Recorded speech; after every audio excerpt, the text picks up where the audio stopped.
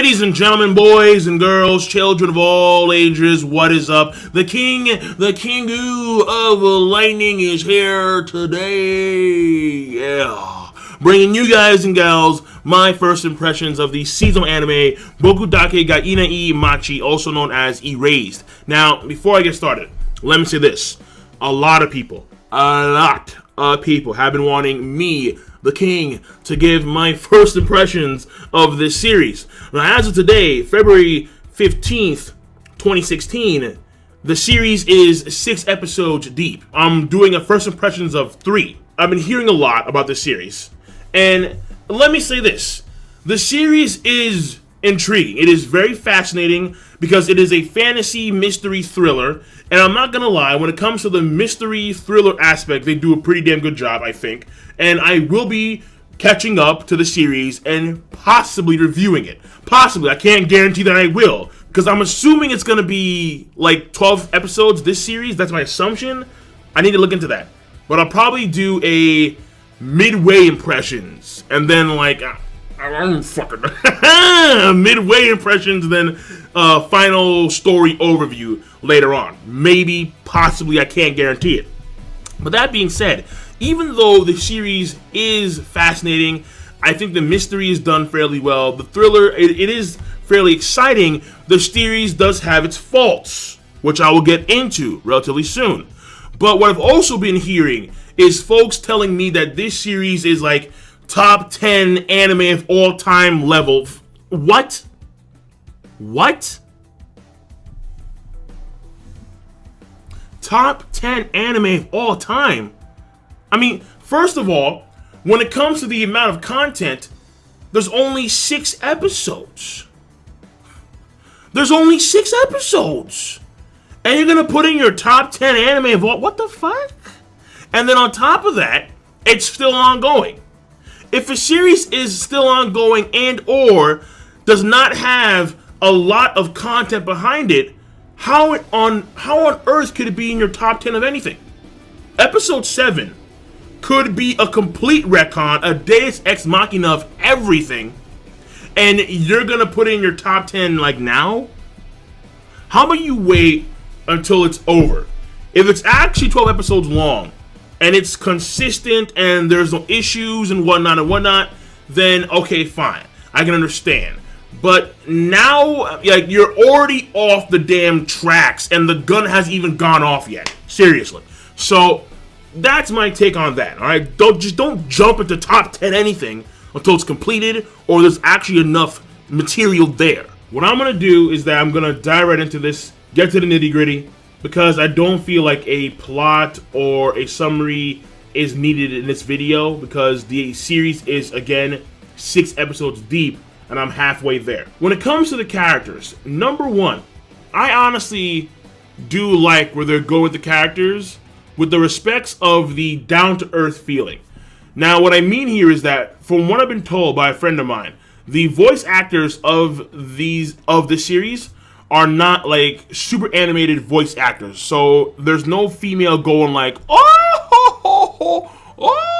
like, no, none of that shit. No, you have very down-to-earth voice actors, and it does give the series that down-to-earth feel, and that I do actually like, because it's refreshing in a lot of ways. It is, truthfully told, it is. It can be mistaken as bland, but it's done on purpose here because I think it's there to magnify the sense of danger, the thriller, the mystery aspect to it. Because if they sound more realistic, it does have, I think, a greater impact on us, the viewer, when these events are occurring. So that, I think, is a very cool thing that they're actually doing in this particular series. And what I do want to say is that when it comes to that aspect, the mystery and the thriller, the series does, I think, do a good job. So, getting more specific when it comes to the characters, you have the main character, Satoru, where the power of the revival, that's his power. So, the fantasy element of this series goes to him. Then you have a character called Katagiri, who was only there in real time for like 1 episode, but she's like an upbeat high school student who is the co-worker of the main character. Then you have his mother, Sachiko, who I am a big fan of, honestly, because, listen, when I first saw Sachiko,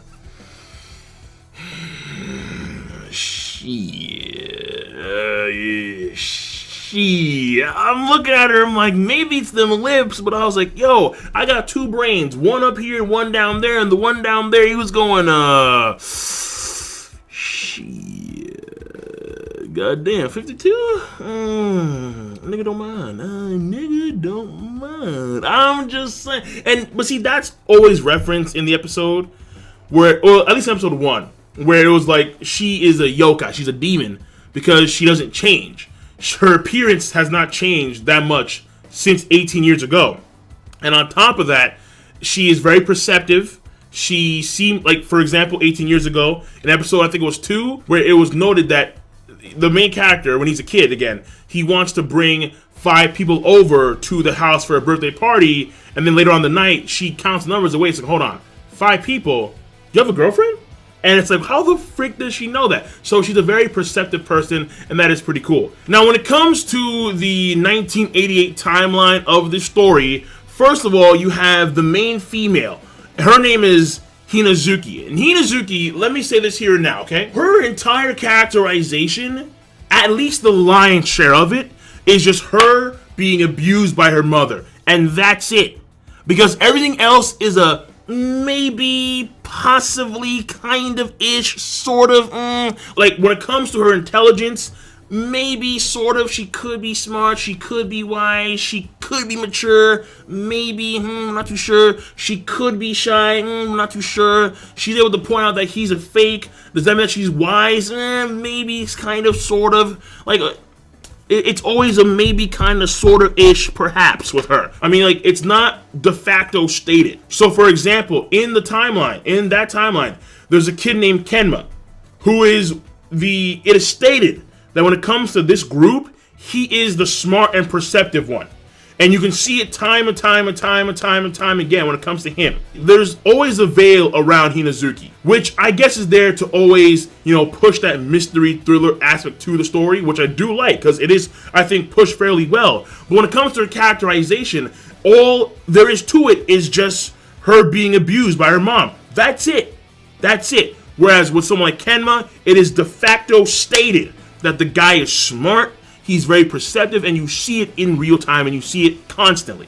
Also, we have the professor, the teacher sensei, who at the end of episode 3, he is talking to Kenma, which I'm kind of like, wow, what's going on here? Yo, what are you two doing in the middle of the night? What? Again, it's how the story is able to continuously push the mystery and thrill aspect. I do like that. Oh, and also there's June, a guy who he talks about courage a lot. That's why he has the nickname Yuki. But he's the person that was charged and convicted of the murders that occurred way back when. And he's in jail on death row currently in real time. So he is going to be developed, but at this point in time, he is like a 23-year-old guy with some confidence issues and maybe perhaps social issues as well. That's why he talks about courage and whatnot. He has like porn stuff. I mean, then again, it's 1988. You can't put your stuff on like a USB or on your phone if you want to. You can't do that. You have to have some porno mags in the corner in your bookshelf. I mean, granted, like, come on now. You're going to put them in your bookshelf and have like a curtain around that? Like, really, dude? You have to be way more effective than that. Way more effective with your porno mags. But I understand, he's a young man. He's a growing boy. And a growing boy has to release his stress somehow, some way. So, that all being said, once again, I do love how the thriller and the mystery are constantly pushed. I do want to find out what is going on at the end of the day. I do love the aspect, and they do push that fairly well. However, now we're getting to the butt here. I am not going to ignore the rotten elephant corpse in the middle of the room. When it comes to the fantasy aspect of this series, it is not done well at all. And there is one massive issue that there are several issues with the story, but there is one massive issue that has to be addressed here and now. This story, one of the core components, if not the de facto core component, is time reset. Oh my goodness, that is a fucking problem. You know why?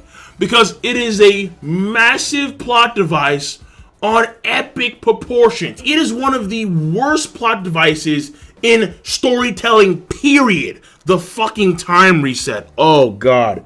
Oh, no. It's bad. And on top of that, in this case, the time reset cannot even be controlled by the main character.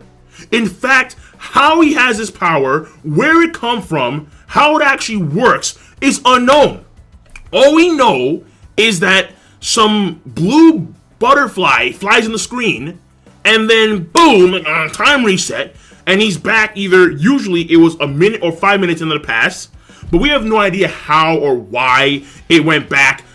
Freaking 18 years. 18 years. 18 years. Into the past. Oh my God. That's ridiculous, man. I mean, think of it like this. If the time reset happened, let's say, I don't know, 30 minutes into the past, he could have gone back home, be like, Mom, get the fuck out of here. We're peacing.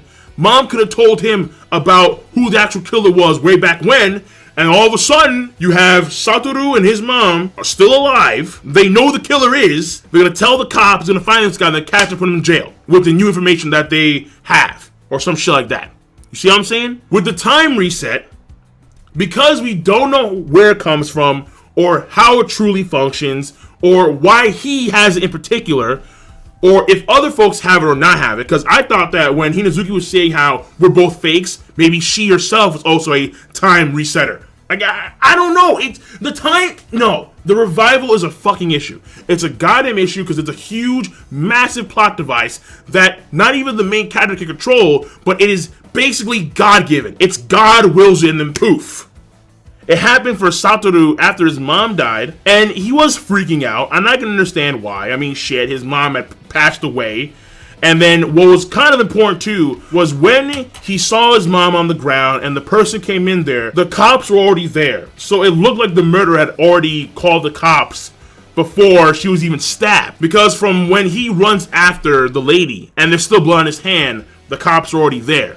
So there didn't seem to be any, like, time shifts. That was pretty scary. I can understand that. And then the emotions are high. The adrenaline is pumping. He's running away. It wasn't me. No, it wasn't me. No, please. And then, boom, 18 years to the past, bitch. 18 years. She got one of your kids. Got you for 18 years. Literally. And I'm afraid that if he fucks up now, he'll go back into the real time, and he can go back to the past again because God willed it. God wills it, and then boom. Moving on from there. This one, I think, may be also an issue as well. But it's not like a de facto issue, but it's kind of weird. It's just really fucking weird. And that is, like, Satoru has a thing for Hinazuki now, I think. And I'm like, dude, you're a 29-year-old man. I don't care if you're in an 11-year-old kid's body. You're a 29-year-old man mentally. So the way you perceive women is different than an 11-year-old child. When you were 11, it was, ew, open cooties. No, oh my God, yeah. When you're 29 years old, it's like, yeah, look at them big old titties. Like, that, there's a clear difference there. And he has feelings for Hinazuki where I'm like,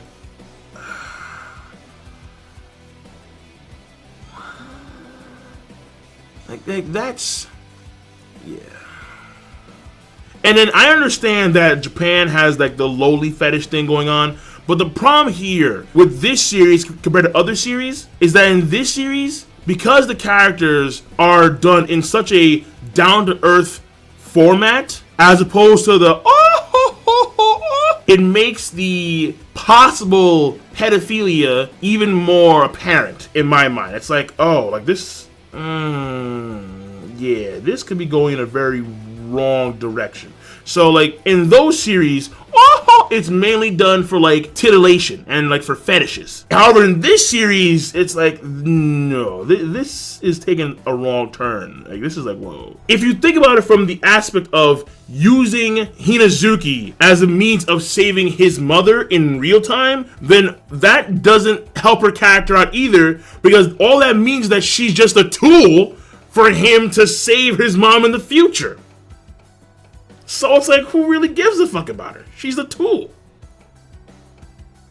So, I mean, I'll leave it at that for now. The series does have its issues, and honestly, just on the fact that it has a time reset, plot device, fantasy aspect to it, there is no way on earth I'm putting this series in my top 10 of anything. Alright, I'm done. K Lightning, give me your thoughts. I'll do my mid-series impression video at some point in the future. So rate the video, comment, subscribe. Peace. Have a nice goddamned day.